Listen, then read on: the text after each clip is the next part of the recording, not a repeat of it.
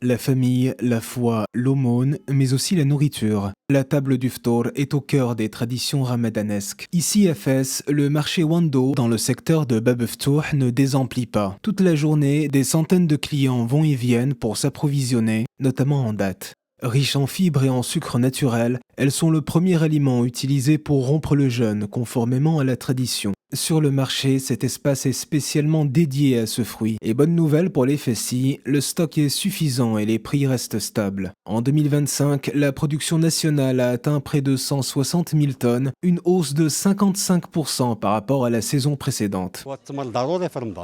Les dattes, c'est un indispensable du ramadan. Comme vous pouvez le voir, il y a suffisamment de stock pour tout le monde ici et les prix restent raisonnables. Même le type de date mejhoul n'est pas si cher que ça. Il y en a pour tous les budgets, chacun y trouve son compte.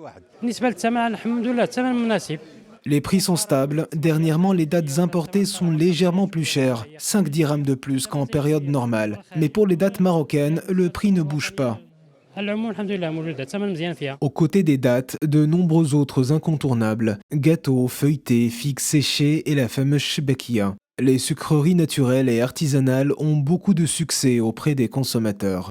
C'est ça le ramadan, la bonne nourriture, les petits plaisirs de la vie, le vrai bonheur.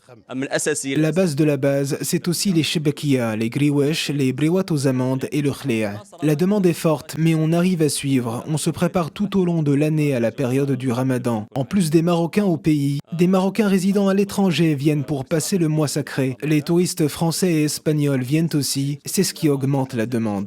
Des sucreries dont il ne faut surtout pas abuser, les professionnels de la santé mettent en garde contre les excès. Le mois de Ramadan connaît une explosion de la consommation des sucreries, ce qui pourrait engendrer une hyperglycémie chez certains patients. Il faut alors consommer avec modération ces pâtisseries. Il est également préférable de le faire après un repas équilibré en buvant de grandes quantités d'eau. Pour les patients diabétiques jeûneurs, sur avis de leur médecin, ils doivent limiter au maximum la consommation de sucreries. À Fès, la Philalia occupe aussi une place centrale. Tous les magasins et les boulangeries de la ville en vendent. Préparée à base de pâtes frites émiettées, miel, eau de fleurs d'oranger et amandes, c'est la pâtisserie la plus convoitée par les Fessis durant le mois sacré.